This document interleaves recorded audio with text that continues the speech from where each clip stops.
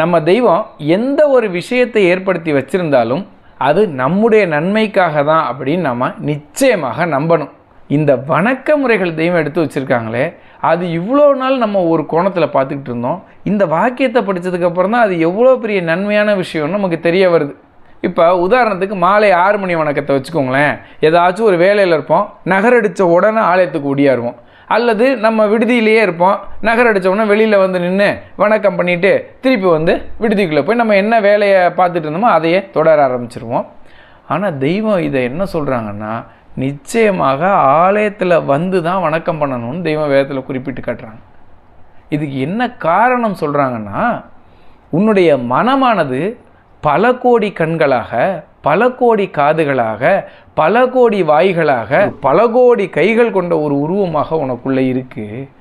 அது என்று ஒருநிலைப்படுகிறதோ அப்போது தான் உனக்கு ஞானம் கிடைக்கும், உனக்கு மகிழ்ச்சி கிடைக்கும்ங்கிறாங்க. அது கொஞ்ச நேரமாவது ஒருநிலைப்படணும் அப்படிங்கிறதுக்காக தான் வணக்கங்கள் எடுத்து வைக்கப்பட்டிருக்குங்கிறாங்க.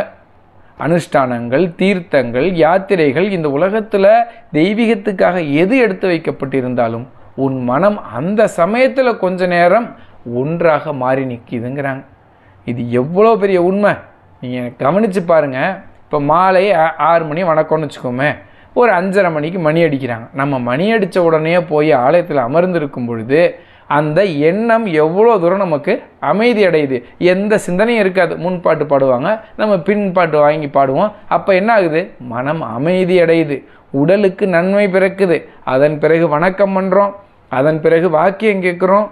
குறைந்தபட்சம் நாம் ஒரு 1.5 மணி நேரம் நம்ம மனதை வந்து அமைதிப்படுத்துகிறோம். நம்ம மனம் ஒருநிலைப்பட்டு தெய்வ எண்ணத்திலேயே இருக்குது. இதை வந்து பழக்குவதற்காக தான் வணக்கங்கள் எடுத்து வைக்கப்பட்டிருக்குங்கிறாங்க தெய்வம். அப்போ நீங்கள் கவனித்து பார்த்தோம்னா, காலையில் ஒரு வணக்கத்துக்கு போகிறோம், அதிகாலையில் திரும்ப மதியம் அரவலத்துக்கு போகிறோம், மாலை வணக்கத்துக்கு போகிறோம், இரவு வணக்கத்துக்கு போகிறோம். இப்படி எல்லா வணக்கங்கள்லையும் கலந்துக்கும் பொழுது நம்ம மனம் ஒருநிலைப்பட்டு நமக்கு நன்மைகள் வந்து சேருது. இப்படி தொடர்ச்சியாக வணக்கங்களில் கலந்துக்கிட்டு மனம் ஒருநிலைப்பட்ட ஒருவர், அவர் ஏழையாக இருந்தாலும் சரி, பணக்காரராக இருந்தாலும் சரி, அவருக்கு எல்லாமே மகிழ்ச்சி தான், அவர் தொட்ட எல்லாமே வெற்றி தான்னு தெய்வம் வேதத்தில் குறிப்பிட்டு காட்டுறாங்க.